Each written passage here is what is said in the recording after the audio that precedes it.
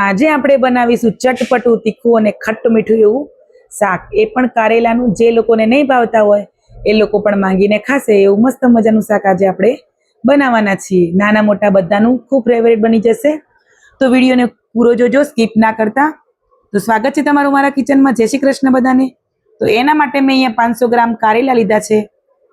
તો કારેલાને સરસ ધોઈને સાફ કરી લેવાના, અને કારેલાને આગળ અને પાછળના ભાગનો ડંઠણનો ભાગ છે એને સરસ આપણે કટ કરી લેવાનું અને એની છાલ ઉતારી લેવાની છે. છાલ જો તમારે ના ફેંકવી હોય તો એના થેપલા પણ સરસ બને છે અને એના ભજીયા પણ સરસ એવા બને છે. જો તમારે જોવા હોય તો વિડીયોમાં મને કમેન્ટ કરજો, હું ચોક્કસથી તમારી સાથે વિડીયો બનાવીશ. તો તમે જુઓ, કારેલાને સરસ આપણે સાફ કરી લીધા છે છોલીને, અને રાઉન્ડ શેપમાં આપણે કટ કરી લીધા છે. જો તમારે બીજા કોઈ શેપમાં કટ કરવા હોય તો પણ તમે કરી શકો છો. ગરમ પાણી એડ કરવાનું, ગરમ પાણી કરવાનું છે ને એમાં હળદર અને મીઠું પાણીને સરસ ઉકાળવાનું છે. પાણી થોડું ગરમ થાય પછી આપણે એમાં જે કારેલા કટ કરીને રાખ્યા છે એને એડ કરી દઈશું અને ઢાંકણ ઢાંકીને 8 થી 10 મિનિટ આપણે એને કૂક થવા દઈશું. આપણા કારેલા કૂક થાય છે ત્યાં સુધી આપણે મસાલો બનાવી લઈશું. 2 ચમચી સિંગદાણા અને 2 ચમચી તલ લેવાના છે. ટેસ્ટ પ્રમાણે અહીંયા લસણ અને મરચાં લેવાના છે, અને મેં અહીંયા સેવનો ઉપયોગ કર્યો છે. તમે ગાંઠિયા પણ લઈ શકો છો. તો મસ્ત મજાનું આ રીતનું દરદરું પીસીને રેડી કરવાનું છે. તો એને પ્લેટમાં લઈ લઈશું. આ મસાલો એડ કરવાથી શાકનો 10 ગણો ટેસ્ટ વધી જાય છે અને ટેસ્ટમાં બેસ્ટ બને છે. અહીંયા આપણે બેઝિક મસાલા એડ કરવાના છે.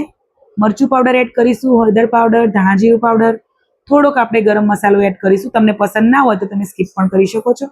થોડુંક જ આપણે મીઠું અહીંયા એડ કરવાનું છે, કેમ કે આપણે કારેલા કૂક કરવા મૂક્યા છે એમાં પણ એડ કર્યું છે, અને આપણે જે સેવ એડ કરી છે એમાં પણ મીઠું હોય છે, એટલે ધ્યાનથી એડ કરજો. અહીંયા આપણે ગોળ અને લીંબુનો ઉપયોગ પછી કરવાનો છે. તો વિડીયોમાં હું તમને બતાવીશ કે આપણે ગોળ અને લીંબુનો ઉપયોગ ક્યારે કરવાનો છે. તો કારેલાને કૂક થતાં આપણે 8 મિનિટ જેવું થયું છે, તો સરસ કૂક થઈ ગયા છે. તો આવી રીતે આપણે જાળીમાં એને નિતારી લઈશું. તો હવે આપણે શાક બનાવવાની તૈયારી કરીશું. તો એના માટે મેં અહીંયા 2 મીડિયમ સાઇઝની ડુંગળીને કટ કરીને રાખી છે.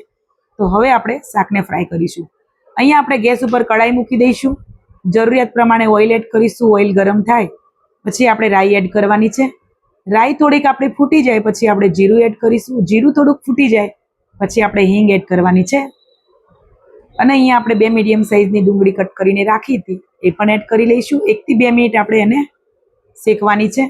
1 થી 2 મિનિટ થઈ ગઈ છે તો આપણે જે મસાલો બનાવીને રાખ્યો છે ચટાકા પટાકા વાળું એ પણ એડ કરી લઈશું અને સરસ મિક્સ કરી લઈશું.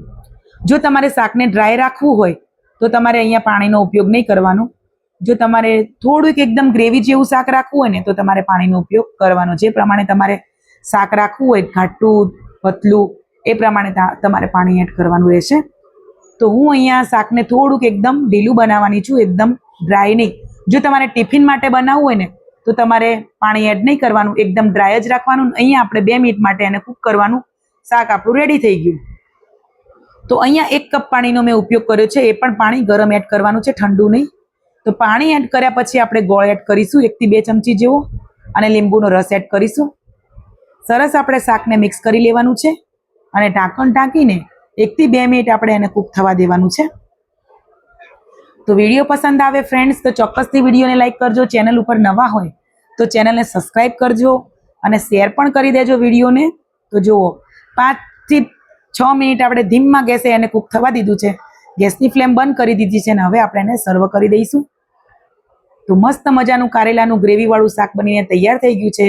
જો ગ્રેવીવાળું પસંદ ના હોય તો મેં તમને વિડીયોમાં આગળ કહ્યું કે પાણી એડ નહીં કરવાનું, 2 મિનિટ ધીમા ગેસે કૂક કરવાનું.